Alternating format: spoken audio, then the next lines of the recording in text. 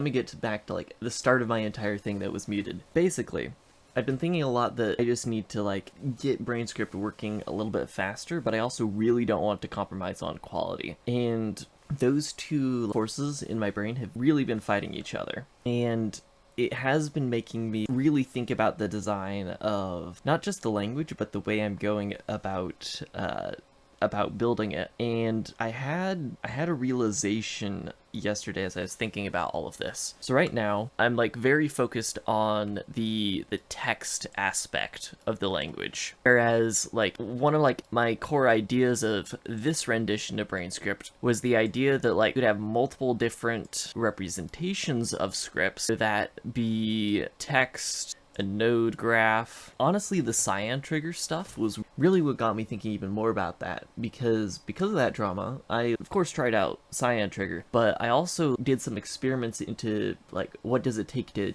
build a tool like that. And it's essentially a super small compiler that well, not compiler, but like scripting system that lowers directly to Udon assembly.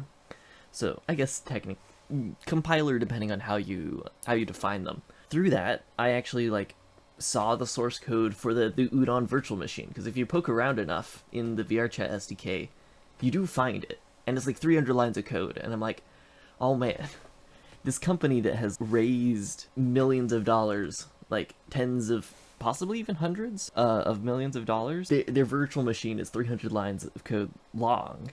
This is kind of crazy. But anyway, all of that had me in a very, I'll say like a neuroplastic state. My ideas on things can change. I see why people like the way the cyan trigger works. It's extremely context dependent, so it's like, it's impossible to set up the actual scripts wrong from a structural and type perspective. And like when you're putting arguments into a function, you just have a drop down of every single variable you can put in there. That makes it a lot easier for a non-coder to use, for instance. So eventually, I think some version of that makes a lot of sense to put into Brane Engine. Yesterday, or when did I stream last? Day before yesterday? Or yesterday? I think it was the day before yesterday. I genuinely, like, what day is it right now? Is it Friday?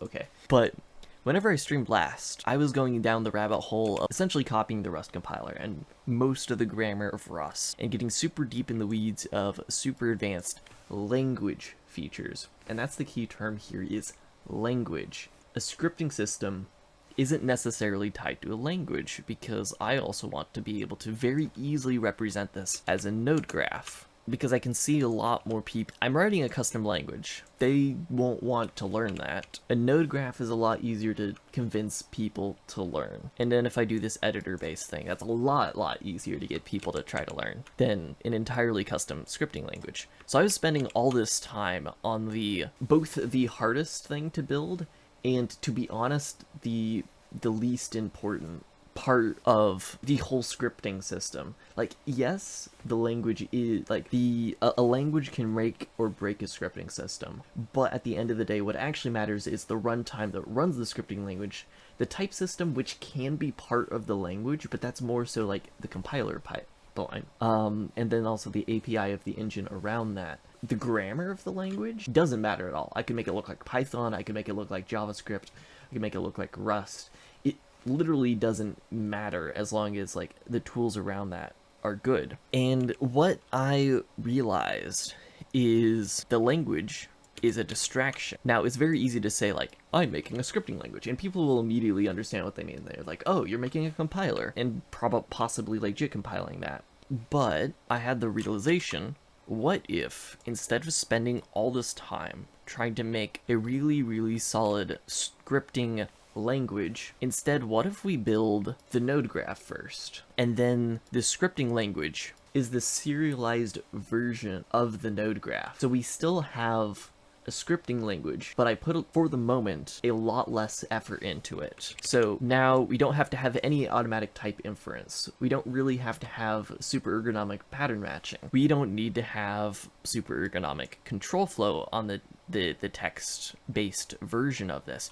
We don't even need to have syntax sugar-like operators. As long as this is something that can be parsable into a node graph, it would work for this system, and it would still be, I would still make it like human writable. That's still like an important thing, because I do want to be able to, me myself, manually write scripts in this language at some point. If I build the node graph first, I know for sure that the toolchain works for multiple representations of the language, because now, instead of doing Rust style HIR, where analysis of the scripting system and type checking and type inference and all of those things are very document focused, very text based focused, if I do a graph based node system, a graph based node system can be abstracted for any system. Now, it most closely matches this, but once you get far enough down a compiler pipeline, that's what text-based representations represent too. And if it's an editor-based representation, that gets pretty close to a node-looking thing once you abstract it too. So instead of focusing all this effort on analyzing and compiling down and optimizing a document-esque representation of things, we just build it as a node-based representation of things, with the ability to backtrack to a text representation and then reserialize that back to a node-based representation. And this is probably going to be a lot closer to like a mid-level representation than, say, an HIR. This differs a lot from, is functionally the same from an outside perspective. Like, there's a text-based representation, which is the ground truth, like this is the serialized version. This is the serialized version of the nodes. This is still where the compiler pipeline can start, but before I was thinking we have like a GUI here. The ground truth that the GUI uses is this text-based representation. That's like what the GUI operates on, is the text-based version.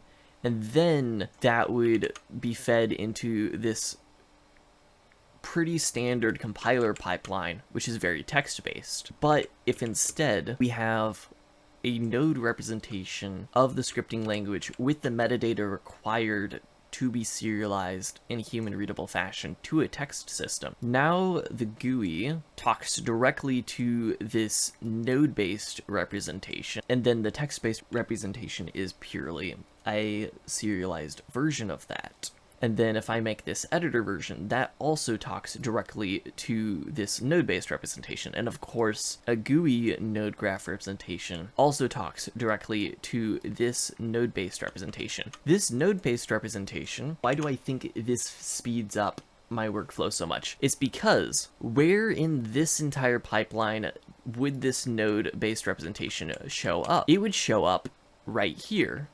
So I'm skipping this entire part of that entire part of the pipeline. Now, when I'm like actually setting up a parser or serializer for this, I just go immediately from the text straight to, I might still keep the tokenizer and all of that stuff since I've already written it, but this essentially just goes straight to here with like a stop by the parser. And we just completely forget about all of this complicated structure and build our own thing. We keep this in memory as all of these different systems are open. It serves as the LSP and like type checking as you're working around in the editor. And then, you know, you do a bunch of recursive function calls or recursive query calls, and then you get your output, just an intermediate representation that is runnable. It's a lot simpler, at least from an architectural standpoint, system to work with. Now, this is extremely optimized. The pipeline that we were building before with like the HIR, it's extremely optimized because like this HIR would have eventually been arena allocated. It's like immutable and you can do tons of queries on it. It's just very, very cacheable and all of those things. Very, very efficient for a very, very large language like Rust that has had the decade to create that entire like super optimized system. Whereas what I need is this common LSP-esque representation of my language that is very easily abstractable to multiple systems. So that's what I'm going to do. When I say like pure functional node graph, what What does that mean? Why am I going the pure functional route?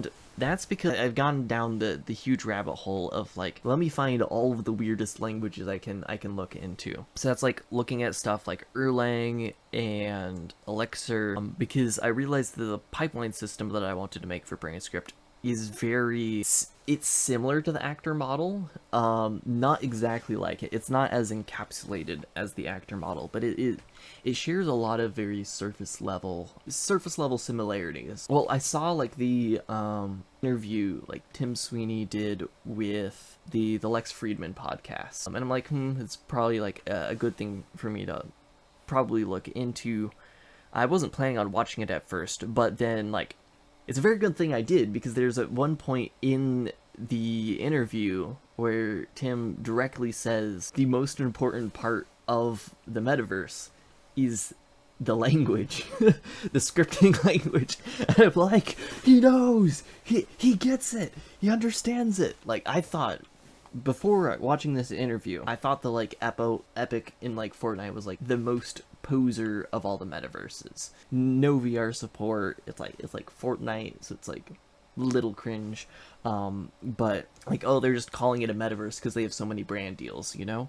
But then listen to this interview. No, they're getting rock stars of language development to create scripting language specifically for user-generated content, and they're building it for all of the exact same reasons that I'm building BraneScript, which was like, I felt so vindicated. That language that they're making is also it's not pure functional. It is functional, but it's not pure functional. And it also uses the actor model, which I had also learned recently was the direction I similarly am going with BraneScript. Anyway, but in my mind, going pure functional was going too far. Immutable variables, doing everything with recursion, all of that, it doesn't make sense to make game programmers learn that.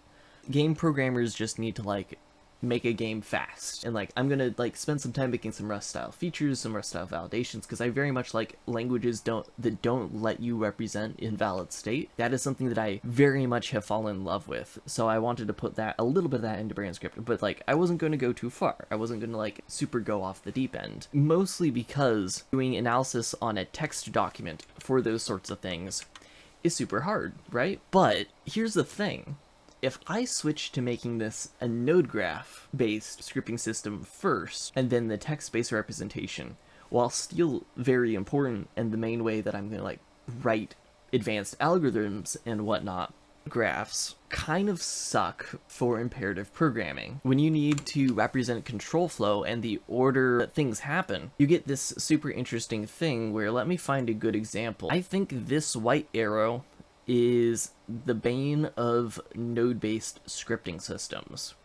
I think this is the worst part of using them, is the fact that node-based systems are a very bad way to represent the or not very bad, but an unintuitive way to represent very complex control flow. For example, take this for loop, for instance. You have this loop body thing, so you have like this trailing thing that goes off into the ether. You need to know what like a for loop is, that like, oh, this is going to call this multiple times, and it's like pulling from all these value references, and I don't know.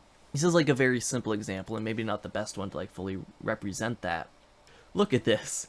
This is probably significantly more readable in text. This is a very good example of what I'm talking about, with node graphs being terrible with the way that people use them most of the time. Now, here's the thing. When I say pure functional, that means functions don't have side effects. Now, what is a side effect? A side effect is when you call a function and it modifies data in some way other than passing data out of the function, which means you have to be very careful about what order it's called in.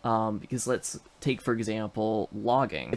If you put log statements in a node graph and there was no way to like order them, you would have no clue what order those print statements would actually appear in, because the act of logging is a side effect. Now, BraneScript will have logging as a side effect. That is like going to be I think it's a loophole. But for the most part, if you remove the ability for functions to have side effects, you don't need to care about control flow. And if instead of doing a weird for loop abstraction, if say instead you use tons of iterator patterns and then abstract those in a way that they're actually easy to understand. I could even have a thing called a for loop that is secretly a collect iterator function behind the scenes. And it would be super intuitive to use, because if you're mutating any variables in the for loop, you like have an input version of the variable and an output version of the variable. But there would never need to be any representation of when what things happen where. But you do need to order things still. Like, it is still very important to order things. So how would I handle that? And I have an extremely good solution for that. My core idea with BraneScript pipelines is that you have pipeline stages. So we have this one block of code here, which is nothing of the greater system of the game engine. It just has input values, and then when it calls next stage, or however I abstract moving to the next stage of a pipeline, then it passes values out to the runtime, and those values that it passes out to the runtime is how it affects the state of the rest of the program. So if, let's say, we only pass immutable references into pipeline stages, just passed by value or by immutable reference, it does transformations on that data, so it changes it, and then you could set up objects that represent changes to the external state, and then you pass your changes when you exit from the pipeline stage. So you say, hey runtime, I want you to do these things, and then the runtime handles actually executing those changes. Now we can have a very intuitive system where in these blocks of synchronous code, we don't have to worry that much about control flow, and then we actually order different operations by ordering pipeline stages and then moving between those. So the pipeline stages themselves become our control flow, and then within the pipeline stages, everything can be purely functional, and it won't be unergonomic to use, because you can flavor a node graph system in such a way that now you have the most intuitive node graph system out there, because I seriously think that functional programming styles would work amazing in a node graph more than imperative styles do in a node graph, because you do away with a lot of the things that make node graphs unintuitive. Now, you do have to explain to people what an iterator is and how to chain together different mapping operations and whatnot. But if you're trying to get somebody to learn a node graph system that doesn't already know programming, they have no former knowledge to actually compare it to. It's just this is the way they learned how to program it. And I think it would be a rather intuitive system to learn. So I may be completely going off the deep end here with this complete, not a complete shift from the direction I was going, but definitely a huge pivot on the main way that you're going to interact with BraneScript for the foreseeable future, until I add the ability for nodes to be serialized with syntax sugar and whatnot. Because yeah, we still will have text-based scripts, but they will be the serialized version of the node graph. So that is all the ideas I have. And it also gives me the excuse to immediately jump into making a node-based GUI. And what's really fun about making a node-based GUI is, oh man, I am so excited to get to the point where you have the whole node-based graph, but then you can select a node and it will list out all the inputs and outputs in a sidebar. And I really want to have a feature where you can inspect the types being passed in and out of the function, and have it list out all the traits of those types. This type implements the add trait, and it's a little tag on it. It's the add sized, all of those traits of what the types actually are. And just, it's it would be like having a really, really good LSP, but for a GUI, a really good tool for analyzing all of the structure of a actual scripting language. And it just feels like that works so much better in a node environment than it would in a text environment, where you're trying to shove all that information back into the text, when the best representation for that might be visual. Now, text might be a more efficient representation of that, in terms of like modifying and looking at it, but in terms of like observing it, the GUI is the more optimal version. Right, so that's the TED Talk. That's the edited thing I'm gonna post on YouTube, because like, man, I feel like it clicked. I know what I'm gonna do now. I'm like not confused about the direction BraneScript is going anymore. This direction feels correct, which is potentially dangerous, because now I'm like, yes, I found it. This is the thing. We're gonna do this thing. But yeah. So now that my justifications for why we're doing this are done, let's actually get to doing it.